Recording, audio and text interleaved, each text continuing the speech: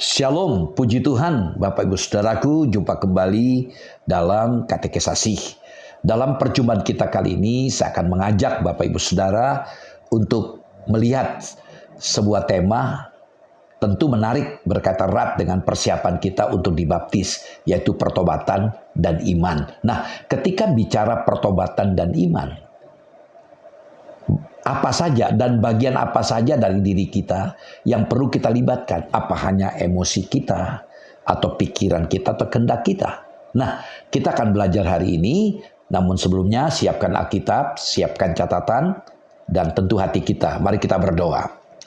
Bapa kami dalam sorga, bersyukur buat waktu yang sudah Kau berikan bagi kami untuk kembali kami belajar dari firman-Mu. Terangi setiap pikiran dan hati kami, sehingga terang dari firman Tuhan begitu nyata, yang boleh mengubah cara kami bersikap, sehingga kami sungguh-sungguh dapat menunjukkan sikap pertobatan kami dan keyakinan kami kepada Engkau. Pakai hamba-Mu dan kuasa Roh Kudus boleh bekerja di tengah-tengah kami, memimpin kami, menolong kami, melindungi kami sehingga kami dapat mampu menjadi anak-anak-Mu yang sungguh-sungguh menunjukkan sikap dan loyalitas kami. Terima kasih, kami bersyukur, mohon urapan Tuhan. Dalam nama-Mu Tuhan Yesus kami berdoa. Haleluya. Amin. Bapak Ibu Saudaraku yang saya kasih, dalam kelas kita kali ini saya mengajak Bapak Ibu Saudaraku bagaimana agar kita mengerti tentang pentingnya pertobatan dari dosa dan pentingnya kita beriman kepada Tuhan Yesus Kristus. Bapak Ibu Saudaraku yang saya kasih, pertanyaan yang sering kita dengar adalah bagaimanakah caranya atau apakah yang harus saya perbuat supaya saya itu dapat selamat. Pertobatan dari dosa adalah langkah awal atau utama yang harus dilewati bila seseorang hendak bebas dari kesesatan dan kehancuran kekal atau siksaan yang pasti di penghukuman. Nah, mari kita lihat pernyataan Yohanes Pembaptis dalam Lukas pasal 13. Lukas pasal 13 ayat 3 dan ayat kelima, bagaimana Yohanes Pembaptis dia berbicara begitu keras. Kita tahu era Yohanes Pembaptis adalah era yang sungguh menarik, di mana kita lihat latar belakang Tuhan sudah tidak berbicara kurang lebih 400 tahun, sehingga para teolog ahli Alkitab mengatakan itu disebut dengan tahun sunyi, karena Tuhan tidak mengutus nabi dan Tuhan tidak berbicara sejak setelah pelayanan Nabi Maliaki. Dan boleh saya katakan Yohanes Pembaptis adalah nabi dari perjanjian baru. Dan apa yang disampaikan di tengah-tengah keberdosaan manusia. Dan Yohanes Pembaptis bicara begitu keras dalam Lukas 13 ayat 3 dan ayat 5 mengatakan demikian. Ayat 3, tidak kataku kepadamu, tapi jikalau kamu tidak bertobat, kamu semua akan binasa atas cara demikian. Ayat yang kelima, tidak kataku kepadamu, tapi jikalau kamu tidak bertobat, kamu semua akan binasa atas cara demikian. Saudaraku, menarik ya, dua ayat dari Lukas 13 ayat 3 dan 5 ini menarik untuk kita perhatikan. Kenapa demikian? Ini merupakan tanggapan atau respon dari Yesus yang diulang sampai 2 kali pada Lukas 13 ayat 3 dan ayat 5. Jelas di sini kita melihat penekanan utamanya adalah pertobatan. Saudaraku, dosa tidak menentukan cara kematian seseorang, tetapi dosa akan menentukan apa yang akan terjadi setelah kematiannya. Jadi pertobatan yang akan menjadi kunci utamanya. Jika seseorang tidak bertobat dalam hidupnya, maka ia tidak akan masuk ke dalam kerajaan Allah. Nah, yang pertama kita lihat kesadaran sebagai orang berdosa. Penting sekali, sulit bagi kita untuk bertobat kalau kita tidak memiliki kesadaran kita, siapa kita, dan bagaimana hakikat kita. Kita melihat di sini Allah memerintahkan agar manusia bertobat dari dosa-dosanya. Kita melihat pernyataan Rasul Paulus ketika dia melayani di Athena. Athena isinya orang-orang pandai. Dan Paulus menggunakan pendekatan pekabaran Injil dengan pendekatan filsafat. Tetapi tekanan yang dia sampaikan kita lihat dalam Lukas 17 ayat 30. Bukan filsafat kepintaran manusia. Kita baca Kisah Rasul pasal 17 ayat 30. Dengan tidak memandang lagi zaman kebodohan. Maka sekarang Allah memberitakan kepada manusia bahwa di mana-mana semua mereka harus bertobat. Di mana-mana supaya mereka harus bertobat. Nah, pernyataan ini menegaskan bahwa Allah ingin semua manusia di mana-mana untuk bertobat.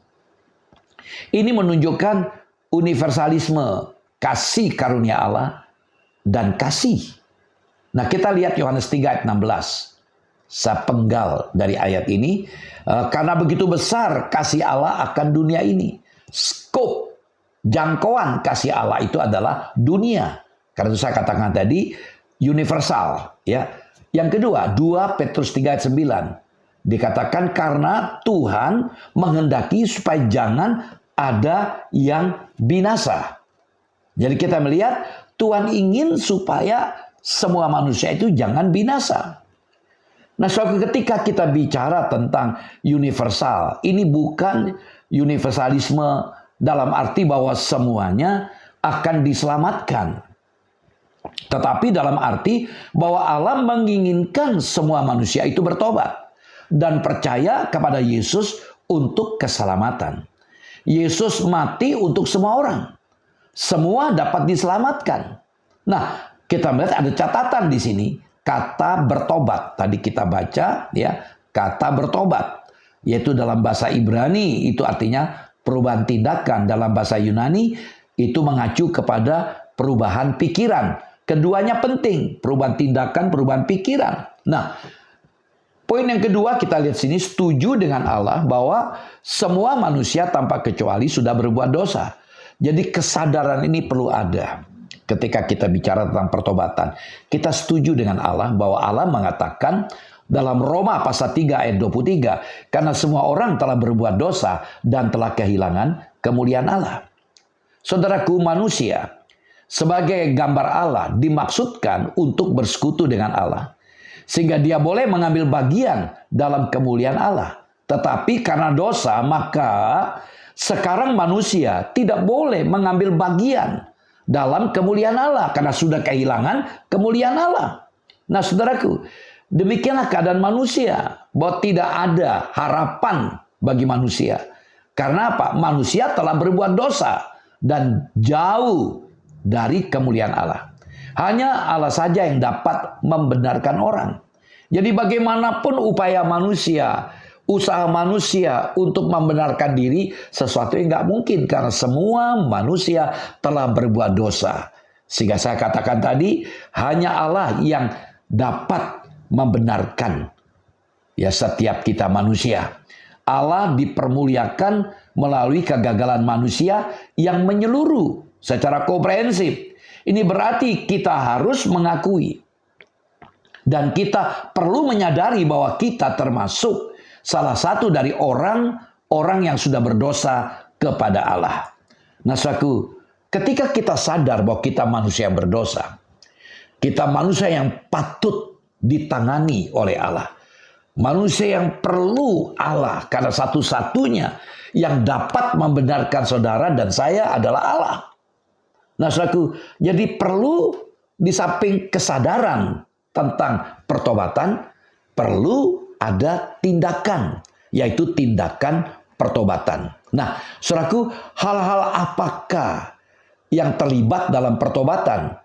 Saudaraku yang saya kasih, pertama pengertian dari aspek kognitif otak kita. Ketika kita bicara tentang pengertian, berarti kita perlu mengerti atau mengenal dosa diri sendiri. Lukas 18 ayat 13. Pengalaman pemungut cukai dengan orang Farisi ahli Taurat. Di sini Tuhan Yesus membandingkan ya bagaimana sikap ahli Taurat Farisi yang begitu tekun dalam beribadah, begitu rajin memberikan perpuluhan, tapi sikapnya sementara pemungut cukai dia tidak berkenan dicap pendosa. Nah, kita lihat pernyataan pemungut cukai dalam Lukas 18 ayat 13. Tetapi pemungut cukai itu berdiri jauh-jauh. Bahkan ia tidak berani menengadah ke langit, melainkan ia memukul diri dan berkata, "Ya Allah, kasihanilah aku orang berdosa ini." Jadi pemungut cukai merasa tidak ada kelayakan, tidak ada yang dapat dia banggakan dengan dirinya. Dia sudah dicap dari hubungan manusia sesama, pendosa, antek-anteknya penjajah. Sehingga nggak mungkin tidak ada kelayakan di hadapan Allah untuk diselamatkan. Tapi Yesus justru memuji sikap dari pemungut cukai ini, dari dia menjauh dan tidak berani menengadah ke langit, bahkan memukul dirinya. Ini menunjukkan ketidaklayakan. Kita melihat pernyataan pengalaman Daud. Dalam Mazmur 51 ayat yang kelima. Mazmur 51 ayat kelima. Sebab aku sendiri sadar akan pelanggaranku.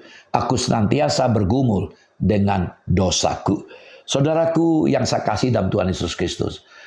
Jadi kita perlu mengerti dan mengaku bersalah. Tercelah, tak berdaya. Kita lihat dalam Mazmur 51 ayat 3, lalu ayat 7, ayat 11. Kita lihat dulu, Mazmur 51 ayat 3, "Kasihanilah aku ya Allah, menurut kasih setiamu, hapuskanlah pelanggaranku, menurut rahmatmu yang besar." Ayat 7, "Sesungguhnya dalam kesalahan aku diperanakan, dalam dosa aku dikandung ibuku." Ayat 11, "Sembunyikanlah wajahmu terhadap dosaku, hapuskanlah segala kesalahanku." Saudaraku, pengakuan rasa bersalah ini bukan sekadar takut dihukum, tapi harus sungguh-sungguh menyesali diri atas perbuatan dosa yang dilakukan. Ini ungkapan dari Daud, seorang raja, penguasa, petinggi. Namun ketika ditegur oleh Nabi Nathan, dia sadar siapa dirinya di hadapan Allah, bahwa tidak ada kelayakan.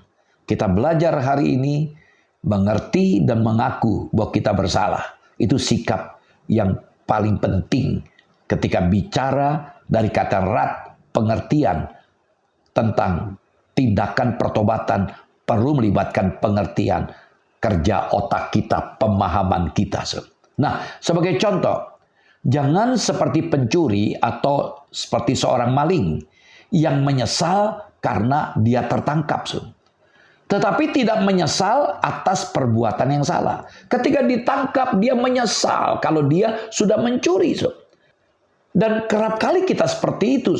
Bahwa kita memahami, kita menyesal. Ya, menyesal, tetapi sesungguhnya tindakan kita itu masih tersimpan, masih ada dalam hati kita untuk melakukannya. Saudaraku, mari kita belajar hari ini. Jadi perlu ada pengertian dan pengakuan kalau kita memang salah, berdosa. Jangan seperti maling, menyesal karena ketangkap, bukan menyesal karena tindakannya. Mari kita belajar hari ini. Yang kedua, aspek perasaan. Adanya perasaan yang sedih karena dosa-dosa, sebab perkara-perkara itu dibenci oleh Allah. Nah, rasa sedih yang kita alami timbul bukan saja oleh karena kita merasa malu, tapi karena menyesal atas perbuatan dosa itu. Ya, tadi saya katakan maling menyesal karena ketangkap, malu di orang lain, tapi dia tidak menyesal karena apa yang dia perbuat. Nah, kita melihat dari Daud lagi. Mazmur 51 ayat 3. "Kasihanilah aku ya Allah menurut kasih setiamu. Hapuskanlah pelanggaranku menurut rahmatmu yang besar." Saudaraku, ungkapan perasaan Daud pertama kali setelah ditegur oleh Nabi Nathan adalah "kasihanilah aku." Ini menandakan bahwa Daud tidak sekedar malu setelah boroknya dibongkar. Namun lebih dari itu dia sadar dengan sepenuh hati bahwa dosa sudah membuat dirinya menjadi seorang manusia yang sungguh-sungguh tidak berharga dan tidak berpengharapan di hadapan Allah. Karena hanya kepadanya lah, kepada Tuhan, ya Daud berdosa. Saudaraku, aspek ketiga, pengertian, perasaan, kemauan atau kehendak. Dari Daud kita belajar bahwa setelah pertobatannya seperti yang tercatat dalam Mazmur 51 yang kita baca tadi, Daud tidak lagi melakukan dosa yang sama. Ini yang penting. Ya, ada kemauan, ada pengertian, saya sadar saya berdosa. Ada perasaan merasa bersalah. Kenapa saya melakukan itu? Nah, yang paling penting adalah kemauan bertindak untuk meninggalkan dosa itu. Saudaraku, hakikat dosa dan konsekuensinya harus menjadi peringatan kepada kita. Sehingga kita senantiasa merasa jijik terhadap dosa. Sehingga dosa itu jangan lagi ada dalam hidup kita. Saudaraku, aspek ketiga ini sangat penting ketika bicara tentang tindakan pertobatan. Tidak cukup dari aspek pengertian, tidak cukup dari aspek perasaan, tetapi harus diimbangi, dilengkapi dengan aspek kemauan atau kehendak. Ini berarti dengan kemauan sendiri, bukan karena orang lain. Dorongan dari diri kita sendiri untuk mengambil keputusan, supaya kita berhenti dan berbalik dari dosa yang membawa kita kepada maut itu. Dan kemudian berpaling, serta berbalik kepada Tuhan Yesus Kristus yang akan membawa kita kepada janjinya, yaitu hidup kekal. Saudaraku, ini juga berarti meninggalkan cara-cara lama untuk menyelamatkan diri dari dosa melalui usaha sendiri, lalu ia mau datang dan percaya kepada Allah melalui Yesus Kristus, bahwa di dalam dan melalui Yesus Allah mampu menyelamatkan manusia dari dosa. Setelah kita bicara bertindak, ya, tindakan pertobatan, aspek kedua adalah iman. Saudaraku, ya, kalau tidak ada iman, sesuatu yang nggak mungkin juga kan? Nah, saudaraku, iman, pertolongan saja belum cukup jika tidak disertai iman kepada Yesus Kristus. Arti iman kepada Yesus Kristus itu adalah mempercayakan diri. Jadi kita tanpa ragu-ragu bergantung mutlak hanya kepada Yesus untuk keselamatan. Hal rohani maupun jasmani, kita tempatkan Yesus sebagai Tuhan yang memegang otoritas atas hidup kita ini. Saudaraku, hal-hal apa saja yang terlibat dalam iman? Seperti pertobatan tadi, saudaraku, melibatkan tiga hal: pengertian, perasaan, dan kemauan atau kehendak. Pengertian. Nah, jadi pengenalan atau mengerti akan kebenaran firman Tuhan. Firman Allah yang menyatakan Yesus itu adalah Tuhan dan Juru Selamat. Jadi kita perlu mengerti bahwa Yesus itu Tuhan dan Juru Selamat kita. Dalam Roma 10 ayat 17, jadi iman timbul dari pendengaran, dan pendengaran oleh firman Kristus. Saya bisa beriman karena mendengarkan firman. Nah, jadi ini hal yang penting. Kita bisa punya pengertian karena kita mendengarkan firman. Bagaimana mungkin kita bisa memiliki pengertian tentang iman kalau kita tidak mendengarkan firman? Yang kedua, perasaan. Merasakan perlunya keselamatan dari dosa-dosa dan ketidakmampuan untuk menyelamatkan diri. Kita sadar, kalau saya tidak bertobat, konsekuensinya hukuman kekal. Kita merasakan begitu mengerikan. Ini hukuman kekal, binasa, dan tidak ada persekutuan dengan Allah. Sehingga kita sadar, saya harus beriman bahwa Yesus itu Tuhan. Yesus juru selamat pribadi saya. Ya, jadi kita merasakan, ketika bicara perasaan, kita merasakan perlunya keselamatan dari dosa-dosa kita.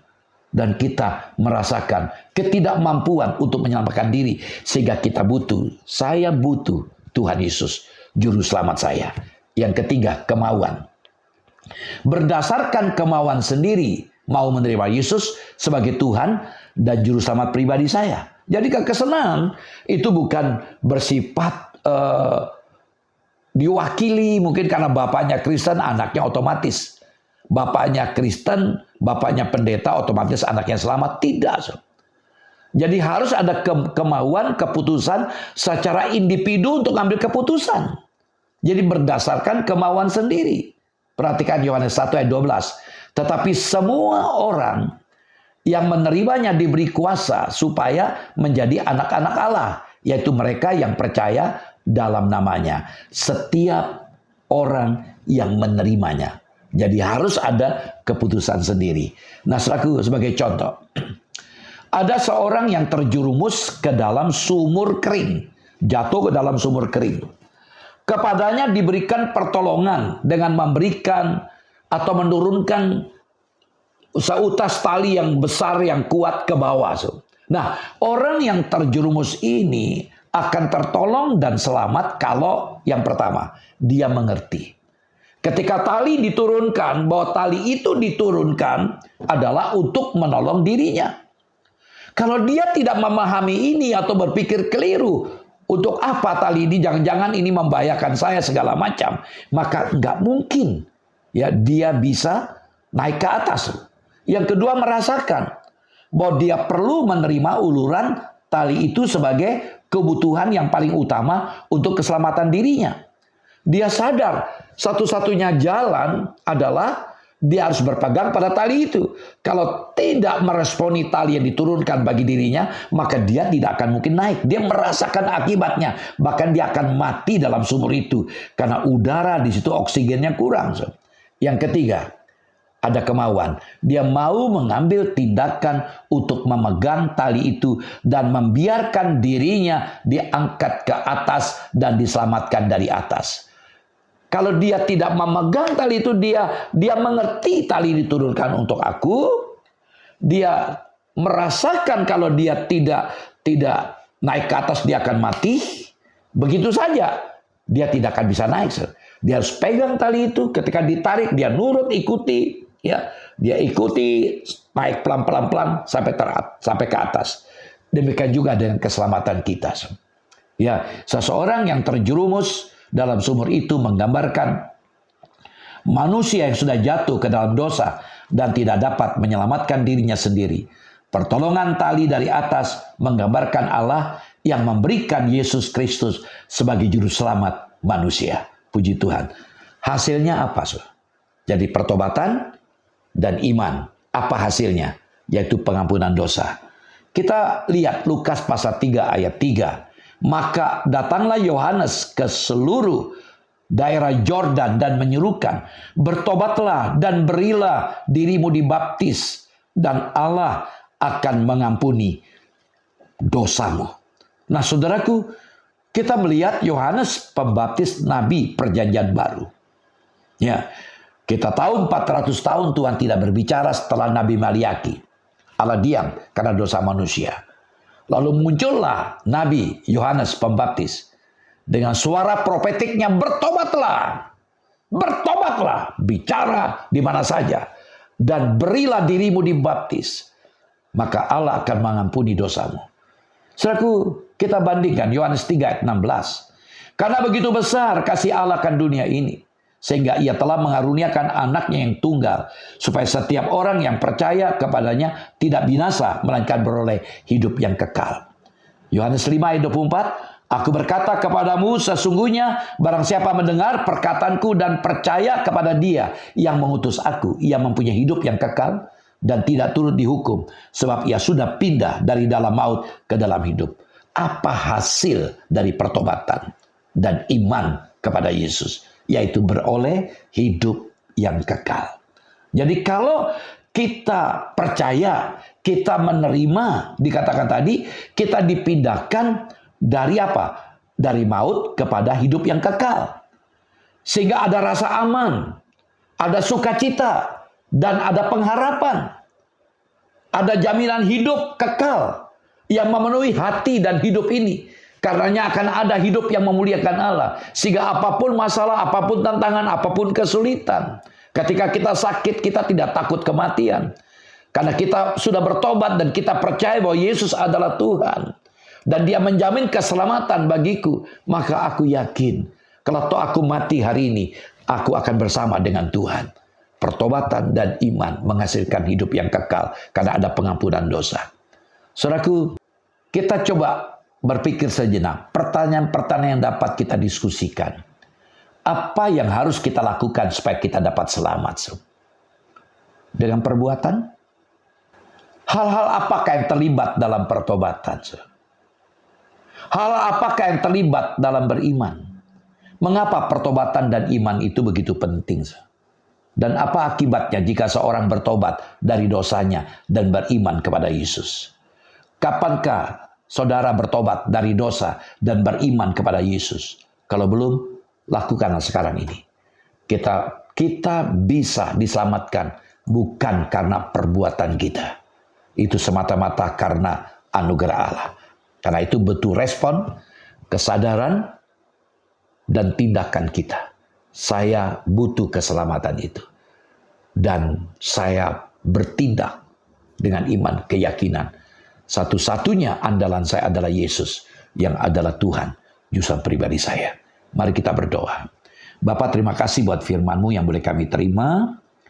Kami boleh belajar menyadari hakikat kami manusia berdosa yang membutuhkan keselamatan. Biar kami boleh sadar, kami bertobat, bukan hanya dari aspek pengertian, namun juga perasaan dan kemauan kehendak. Dan juga kami perlu mewujudkan tindakan kami di balik segala pengertian kami itu. Kami juga perlu bertindak dengan iman dalam aspek pengertian, perasaan, dan kehendak kami. Sehingga kami boleh menempatkan Engkau, Yesus, adalah Tuhan, juru pribadi kami yang sudah menjamin kehidupan yang kekal. Ada jaminan masa depan yang tidak dapat digoyahkan oleh apapun, kekuatan apapun. Terima kasih buat kasih karunia-Mu yang boleh kami terima, Tuhan. Dalam nama-Mu, Tuhan Yesus, kami berdoa. Haleluya. Amin. Shalom. Sampai jumpa lagi, Tuhan Yesus memberkati kita. Haleluya.